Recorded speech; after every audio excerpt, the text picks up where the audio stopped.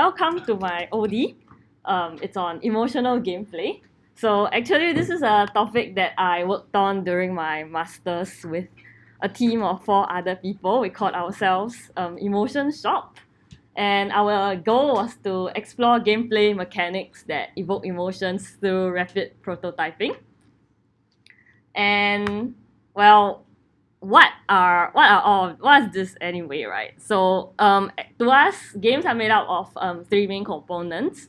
There's the story and the art, and there's also the mechanic. Arguably, the mechanic is what defines a game, because otherwise it can just be a movie, right?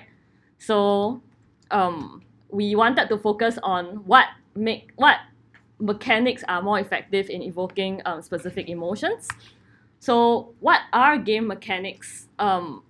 This is defined as rules and procedures that guide player behavior, as well as the game's response to the player's actions.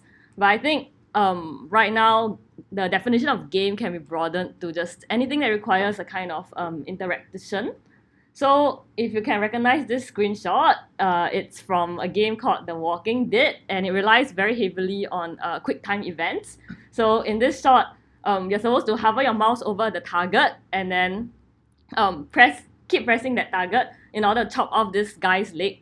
And the game forces you to repeatedly click on it in order to chop off his leg, which makes you feel, that agony of that action, which is necessary in order to save him from the zombies. So it's very interesting that just simple mouse and keyboard input can translate to things that you feel. And so why study this? Well, according to Melody, everything is a game. So the lessons that we learned from this semester can be applied very broadly to everything in life, because everything is a game. So what is rapid prototyping? Well, we did this thing where we did 1 game per person per week around a common emotion. And then we conducted blind play tests where we invited people to come and play our prototypes without telling them what emotion we were designing around. We also iterated our playtesting methodology as we went on. So you can't really see the screen, I guess, but in the first week, we had this kind of quadrant along 2 axes of emotions. So the one axis is active and deactive, and the other axis is negative and positive, and then we made the players put a cross on which quadrant they thought they felt. After that, we tried, because we felt that this approach wasn't adequate to address the various stages of a game, so we just made them list down all the emotions that they felt with the description of when they felt it. After that, we went back to the little quadrant thing again, and then we asked them to describe what they felt. And then we realized that actually this doesn't work, because we can't really compress emotions to 2 axes. So we eventually landed on this approach where we just gave them the entire emotion wheel, and we asked them to circle everything that they felt, and then when or why they felt it. So this is a closer look at the emotion wheel. If you can see, the related emotions are kind of clustered together. So this also helped us in creating a heat map from all the emotions that players said they felt. So we will know that a game is more successful in evoking these emotions if the heat map is clustered around the same area as that emotion. And as we all know, emotions are very hard to define. Labels are different to everyone. So just maybe hitting around the same area is an indicator of success. So these were the emotions that we explored during our semester. I will be going through all of them. Yes. So the first emotion that we did was serenity. So what is serenity? So to me, it's a feeling of calmness, comfort, tranquility. So the first thing that I thought to do was to use simple gameplay, but the challenge is to not incur boredom while evoking that feeling of serenity. And actually, this is very similar to this concept in psychology called flow, which is also widely applied in game design. It's the state of mind that you get in when you are in the zone and you are in a great focus, which all of us would have felt because we are, engineers. But anyway, so you want to hit that sweet spot where the challenge level is just right for your skill level. If the challenge level is too high, you will veer onto anxiety because the player doesn't know whether they can score the goal of the game. And if the challenge level is too low for your skills, then you start feeling bored. So one of my teammates did this game where it's quite an interesting approach where he contrasted tension and its release. So as you progress through the game, it gets increasingly more anxiety-inducing. Then it forces the player to just stay there, to just stay still before, doing some meditative things. Yeah, and I realized the sound isn't on. Is there any way to get the sound up? How about you just use the speakers? Of my com? Of this com? Yeah. I don't think there's sound though. Maybe it's this.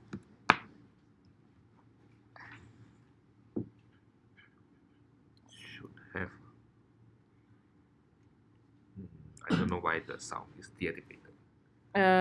Never mind then. We'll have no sound. It's okay. Sound is not important. So my version of my attempt was this game where I made this kind of wave and you are this light thing and you press space to go up and then you let go of the space bar to go down. And my way of trying to avoid the boredom issue was to kind of create more things of visual interest as you progress along the wave. And I also made sure that the wave was varied so that you couldn't just autopilot your way through this up and down motion. So I found that the feeling of movement helps. And like in my game, just, traveling along the wave, I think it is in itself a calming kind of action. And another thing is to remove explicit goals within the gameplay because you reduce anxiety by not having the player question themselves on whether they can reach the goal. But at the same time, it's caveated by you need to build a trust that this game is leading you somewhere, because otherwise players will just be restless and bored because they don't know where the game is going. And one of the most successful examples that I've played recently is this game called Abzu. Let me try to get it over. And I think we will need to watch through some advertisements. And then we won't have sound. But it's okay. So it's actually this diving game where you go around in this very serene ocean environment. You can't die, and it encourages exploration because when you go near a new school of fish species or marine species, you unlock that species, the discovery of that species. So it's little things like this that make this game, just one of the most peaceful games that I've played. I mean, along with the fact that you are just free to move within an ocean environment.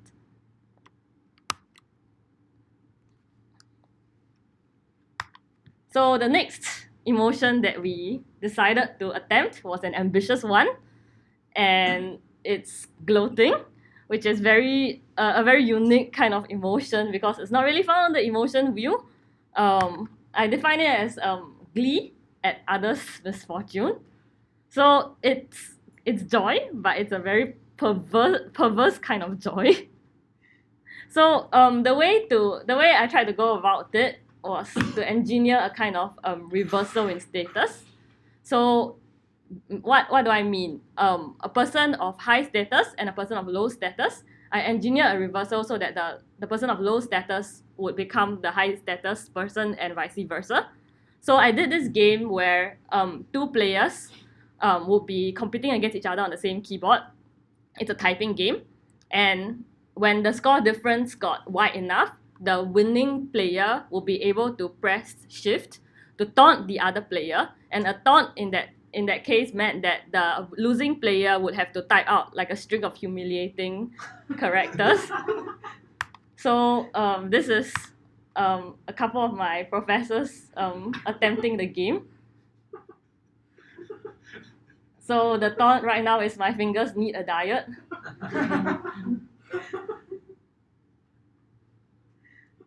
Yeah, but at one point in the game, the winning player gets much harder words, as you can see from that string of rubbish characters. And then the losing player gets to taunt the winning player. So that's how I engineered that reversal. And so one way we found that you could enhance this reversal moment is with a sense of hopelessness with the losing player. So actually my game was deliberately unbalanced because one player would always have harder words at the start, rubbish words. And in this game, which was by another of my teammates, he did this thing where you are supposed to catch these falling burgers from the top of the screen, and the more burgers you caught, the bigger you grew. So the size difference meant that you would have an easier time catching more and more burgers as the game progressed. So the smaller cube would feel that sense of hopelessness that he will never be able to win, which is true. But then after that, towards the end of the game, the roof collapses and kills the bigger player. But we also learned that if you want to create this sense of gloating, these people that you're gloating over must be relatable. So another of my teammates made this game called Human Lab, where you just did really weird things to the different human characters within the game. So in this case, you're supposed to create a single-leg human.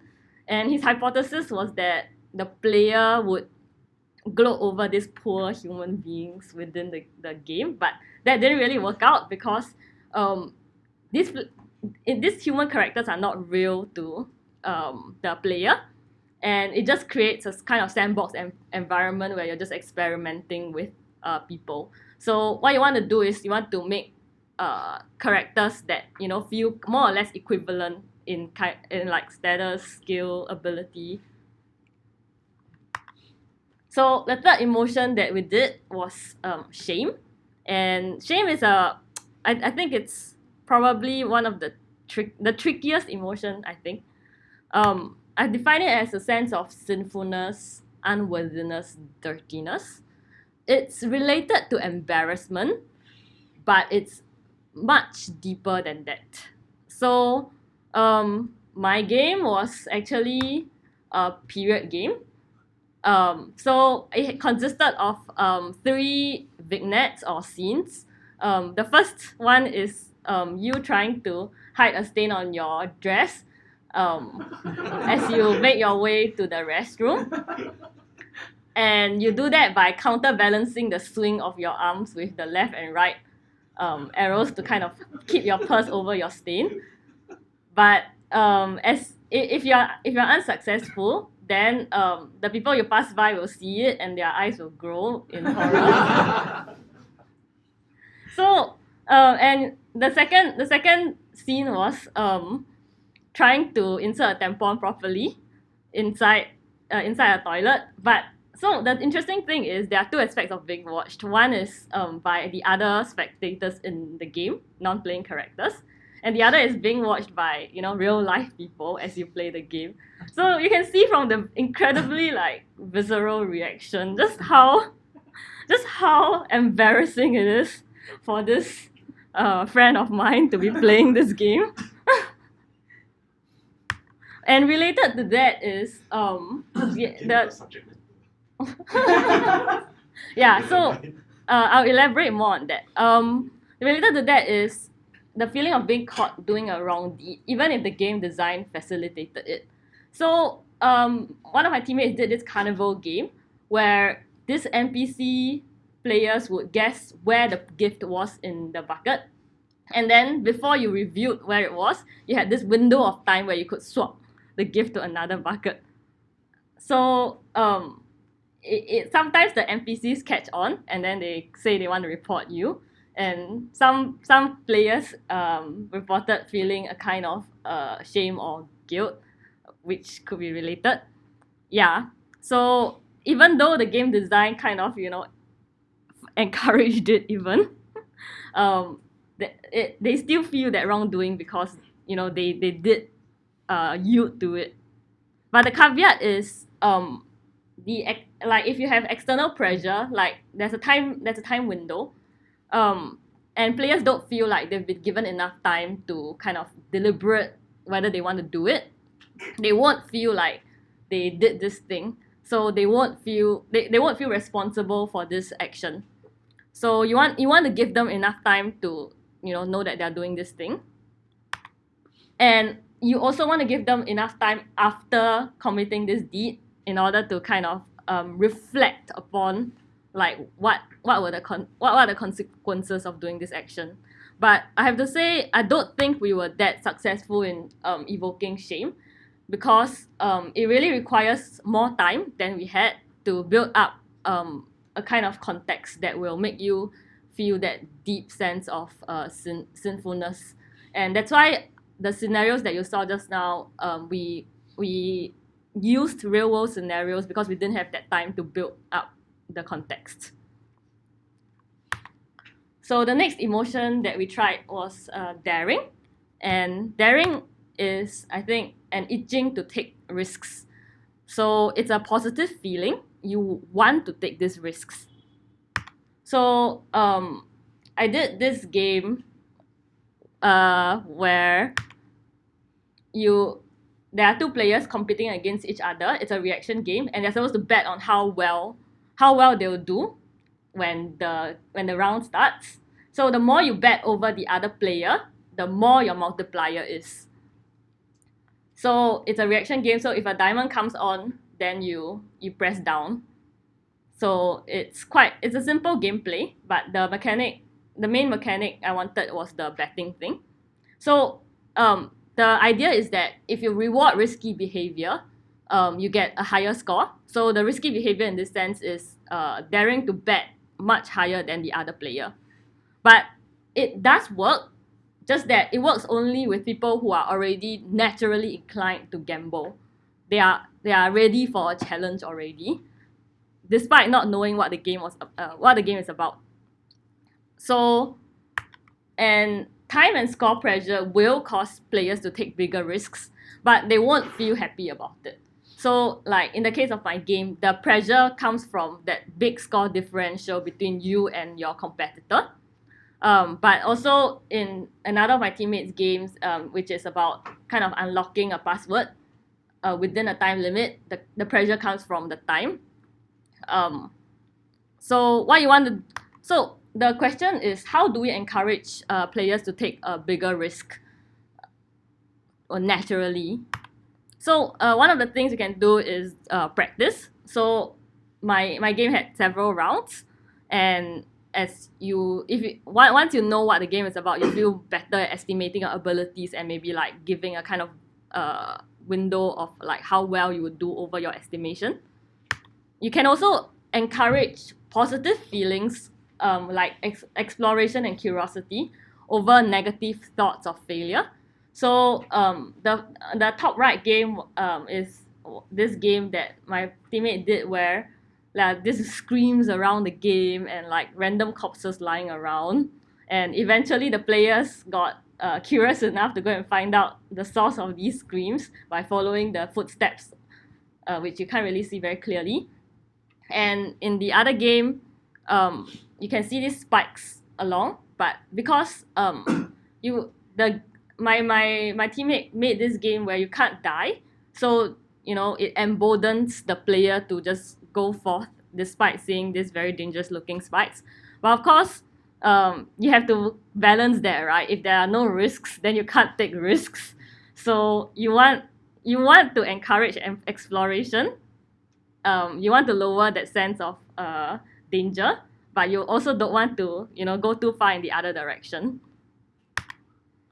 And you can also set a positive tone with just metaphors, right? So in that game just now, my friend actually did these two things where at the start of the game you kind of break out of this little egg-looking thing, and then also there's also a part where you jump off a cliff and then you start flying. So I think this sets the tone for the rest of the game. So I actually went back to refine my game to kind of encourage that feeling of daring. I removed the time and score pressure, and I made it cooperative instead of competitive. And actually, in the previous iteration, there was a penalty for like hitting the down button at the wrong time, and I removed it. So this is how it looks like after that. And there are 3 rounds instead of 5 because I think 3 is enough. So now it's a cooperative game, and either of them can press the up and down button to adjust their bets. So the higher you bet, the more the multiplier is. I forgot how I calculated the multiplier, but so it's a combined. So it becomes a combined score. You're betting on a combined score, and there's no time pressure for when you are sure you want to go ahead. So the first round is just this simple black and white, and it's kind of slow. Yeah. So I think making it just cooperative, and it helps players just kind of encourage each other to go further. But of course, some players were still like, oh, I don't want to drag my teammates down. So yeah. Okay, the next emotion that we tried is pride. And pride is defined as a joy in achievement, whether in yourself or in others. It's the release of tension built up from the uncertainty of success. So one of my teammates had this game, Horse Trainer, where at the start of the game, you see this little poor horse being last in the race, and you're supposed to try to help this horse train and win the race eventually. So how do we build up this tension? First of all, we make players put in effort in trying to reach towards a goal. This was my game. It's called You Are a Baby, and you are this little cell, and what's next to you is presumably your mama cell, and she's trying very hard to teach you how to move, and you're supposed to decipher the cryptic symbols that she says, in order to translate that to your mouse and keyboard to move. So it's a glorified tutorial. But anyway, my hypothesis is just the effort of like solving the puzzle will and eventually solving it. So after you make them put in the effort, you need to show them the outcome from the effort. So in that horse trainer game, you can, if your horse starts winning other horses, you feel like it's progressing, it's getting better. And then in another game, if you hit, as you play the game, you can see you hit the progress bars hit that goal. So sense of progress, right? And then finally you can do a validation from that outcome. So, the mama cell is super happy to see you solve the puzzle. It's crying tears of joy. So my teammate went to refine his horse trainer game, and the one thing he did was he defined a concrete goal to direct the player's effort towards. So if you can see, it says, can you please help me to win it once? So the goal is there, win the race instead of getting last place. And the second thing he did was he increased the tension by emphasizing on the help aspect. Because in his first iteration, players associated the horse avatar with themselves and they felt very confident because it's their own ability, right? But when it's another being, it's an autonomous being, then you feel more uncertain about whether this being can really succeed. So you're supposed to cheer this horse on instead of being the horse that's training. But of course, he also made it more challenging, so it requires more effort. So yes, I forgot what this is exactly, but it has to do with hitting a sweet spot within that bar as it goes right and left. And then he added more horses to show accumulative progress. So there are several rounds in this racing game, and you can see your horse beating more and more horses as the game progresses. And then finally, when you finally win the game, he is like, without your help, I may never be able to win this. So that's that validation. And then we did analysis of the heat maps. So in his first iteration, a lot of players said they felt very confident. But then after he iterated on his game, you can see more players kind of hitting the correct quadrant. Where's my mouse cursor? Okay, never mind. Yeah. Which is at the powerful place, the proud, orange proud. So he does succeed in hitting that emotion, and kind of like having more players cluster in that area. Unavoidable. So after that, we tried hurt, which we define as expectations of being treated are not met. So how we did this was we built up these expectations of how you should be treated. We made the players put in effort to increase those expectations, and then we gave a twist and broke their hearts. So games are excellent in making players put in effort. And this screenshot is from another game where you are relying on this NPC. You're kind of in a team. It's kind of like Thomas is alone. So you can build expectations through a promise made by the other party. So in this other game, the promise is explicit. It says, I'll see you in a few hours, and it's been 3 years since I've met you. But it can also be an implicit promise, like the previous screenshot that I showed, where you are relying on this other character to progress through the game. You can also build expectations by making your character ask for it. So they want to be friends with me. And then you want to build a connection with the other party. For example, by giving gifts. So this is actually mine, where these cherry blossoms are kind of falling from the trees, and then you catch them as they're falling, and then you give them to this girl. So even though normally you give gifts when you feel affectionate towards someone, but even though I put the action first, where you give the gifts before you feel affectionate towards someone, cognitive dissonance theory says that if you are doing the action, then you'll start feeling it. So players started feeling a sense of connection to this other character in the game, because you want your actions to be consistent with your intentions. So the next is the twist, right? So betrayal by the allies that you trust is a powerful way. So in this other game, you actually have all these allies that you kind of count on to help you defend this heart in the middle. But then at some point in time, they get infected by other, or they turn and they start attacking the heart instead. So that's the way that my teammate did this betrayal.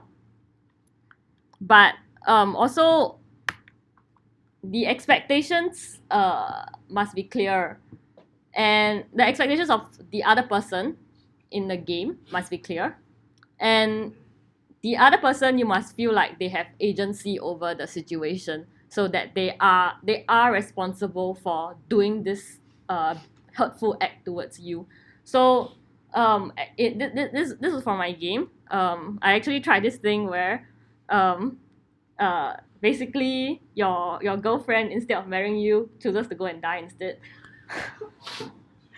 Yeah, but players said, they didn't feel hurt. They just felt very sad because it didn't feel like your girlfriend had a choice in the matter.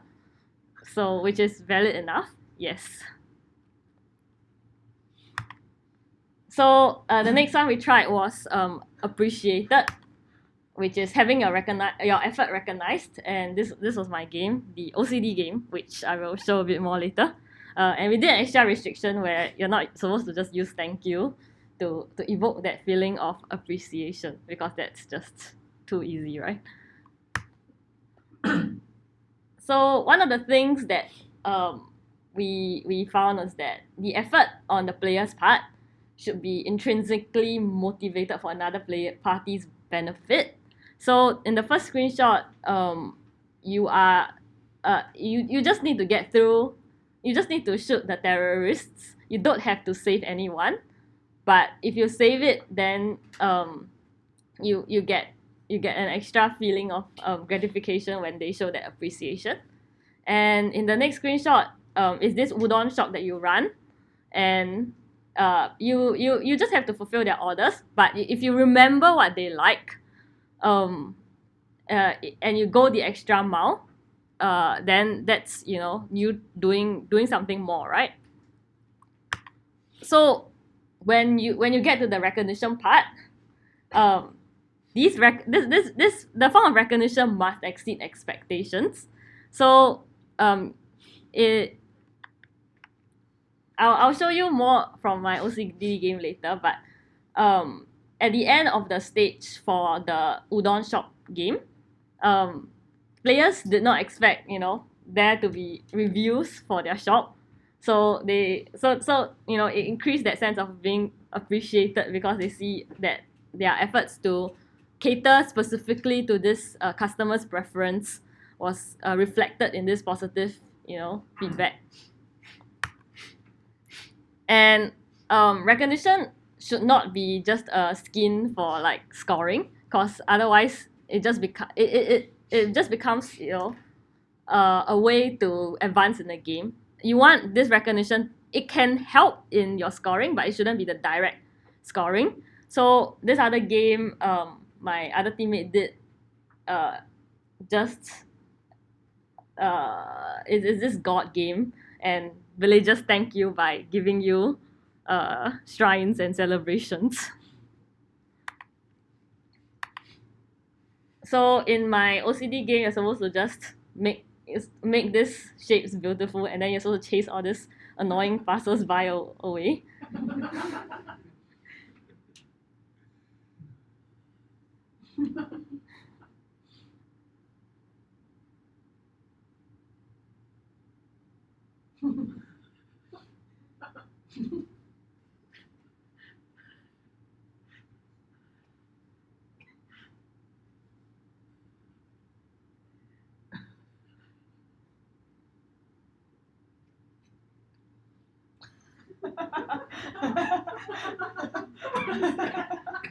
Yeah, but eventually you get to a point where there are people who like the work that you're doing, and then they even help to chase other people away if they are in the area.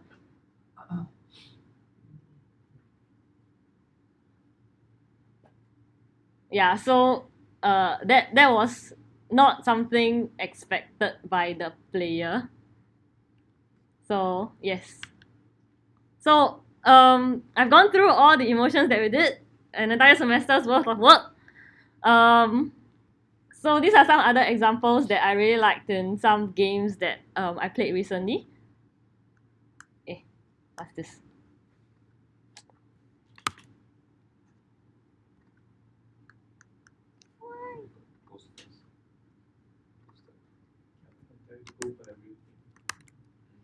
What do you think? The actual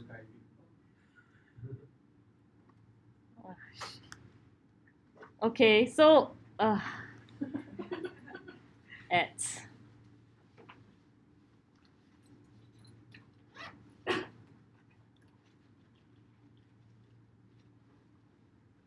Yeah, so in this game, you have this little companion that comes and accompanies you suddenly, and you can see that gift giving coming into play, where you just go around and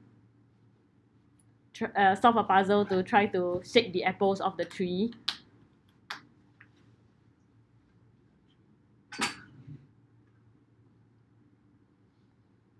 Yeah, so it's so incredibly adorable and ridiculously enough, even though you know what's going on, it still works because you start feeling like, oh, this thing is so cute and it's following me and I just want to feed it apples all day.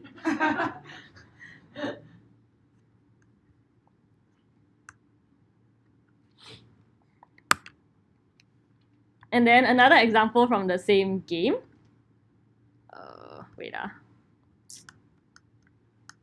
It's one of the most elegant gameplay ways I've seen to to evoke that feeling of a leap of faith. So what's happening in this is that whenever you jump, the platforms will toggle. You see? So in order to jump to that platform, it needs to not be there first before you jump to it. And I thought it was such an amazing way of like jumping without knowing whether something was going to be there. Yep. So this is how like gameplay mechanics can help can be cohesive with the art, the music, the story to help you make that emotion. So if there's anything you want to take away from this presentation, remember everything is a game. Yeah, that's all. Thank you.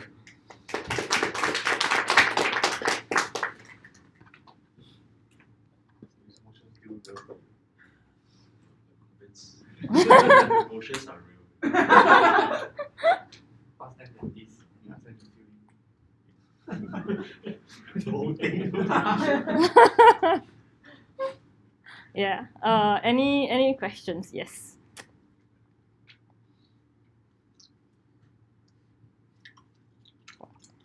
If not, you can see this not very successful attempt at creating hurt.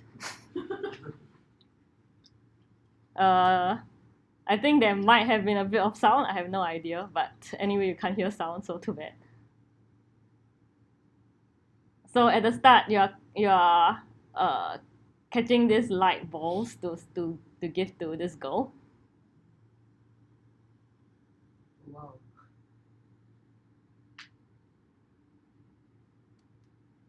And then so you need to do this action before you can progress. But after that, you really don't need to give her any flowers.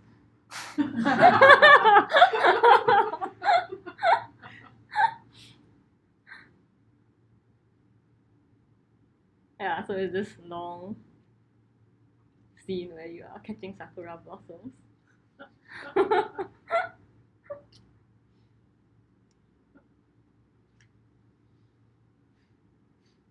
Yeah, feel free to ask any questions while this thing goes.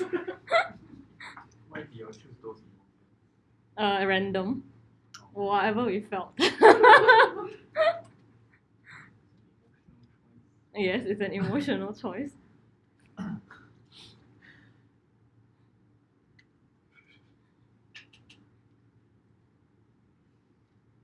What do you use to play the game? Unity.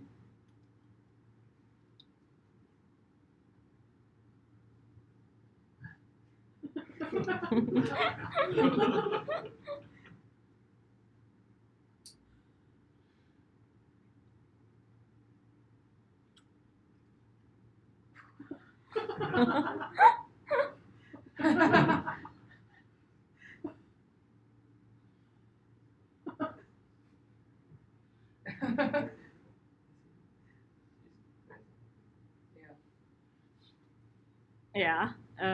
Yes. 1 week. 1 week wasn't a lot of time. Your sadness. Yeah. Yeah. So that's where it failed lah.